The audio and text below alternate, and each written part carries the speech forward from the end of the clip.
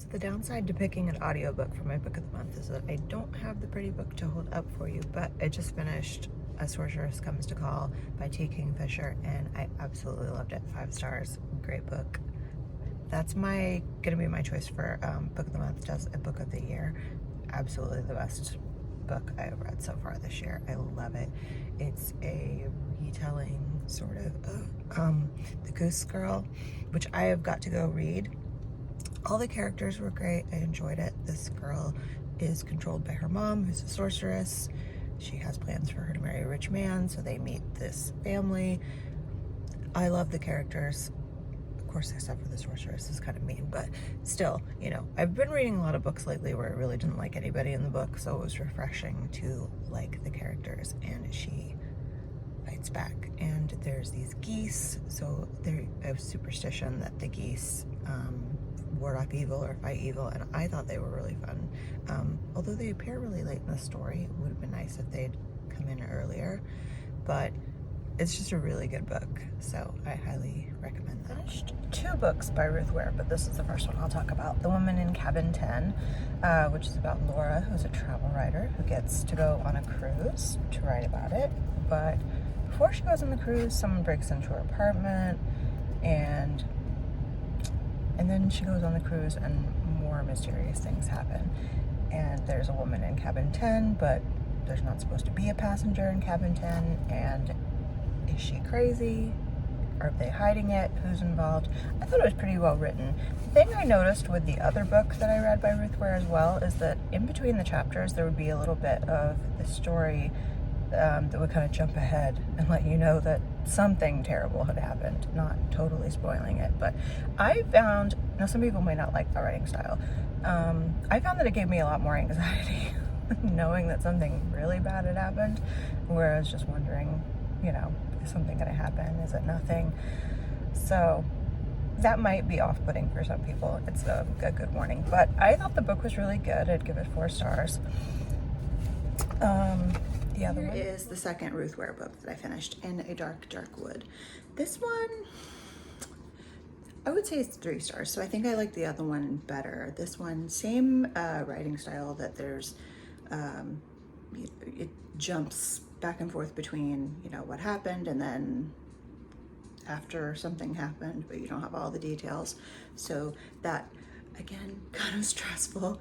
I finished both of the books in like 3 days because I wanted to know what happened. But it kind of gave me a little bit of anxiety. But this is Leonora gets invited to, they call it a hen something, bachelorette party is what it would be in the US, but they're in England. So she gets invited to this party for a friend that she hasn't seen in 10 years, and we don't know why, but you know, it's hinted at and eventually you find out. But she goes and creepy things happen. We find out what happened between them and other friends. Stressful, good mystery. I didn't have it figured out at first. I think just before it was revealed, I was like, okay, I think this is what's happening. But I thought good, overall good mystery, super quick read because you'll want to know what happens. You'll finish it fast, but the writing style might not be great for people with anxiety. But a good story, 3 stars. Finished a great YA book, The Poison Season by Mara Rutherford. And this is the Owlcrate edition. It's still wrapped. This is not the copy that I read, but this is the copy that I have to hold up to show you. So this is not like the cover that you would see at the bookstore, but it's very pretty.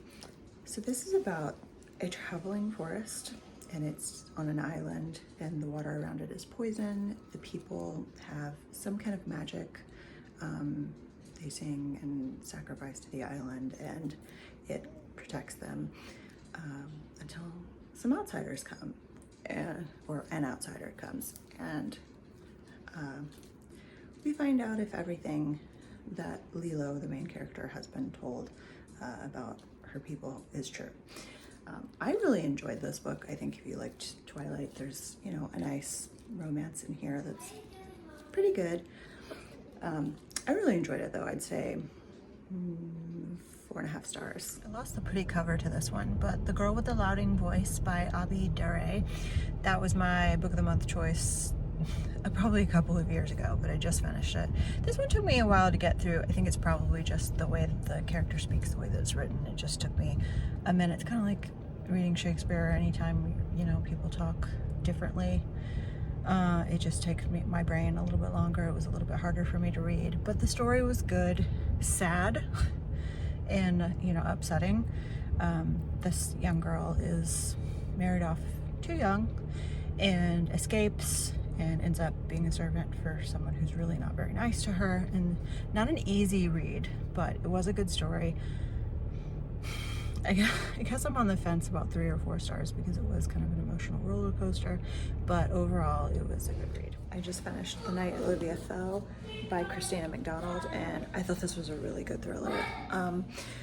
So the story, and it was also very sad. The story follows Abigail after her daughter Olivia falls from a bridge or was pushed. They have to investigate. And this one kept me guessing. I did kind of figure it out, but I wasn't 100% sure because there was a lot of people that you're suspicious of in the story, but this one was really good, 4 stars. Some PG-13 R-rated content, but not much, maybe like 3 or 4 pages. But overall, it was a good thriller. I don't know why, but I got a second starter kit from Everyday Dose. It finally arrived after a week of being lost by the post office. I'm really excited. So here's the cool monthly gifts that you get with your subscription, and I can't wait till month 5 if you can see that mushroom cup. After being out of this for a week and I had to drink regular coffee for a week, regular coffee does not agree with me anymore, so I'm gonna stock up on this stuff. I love it.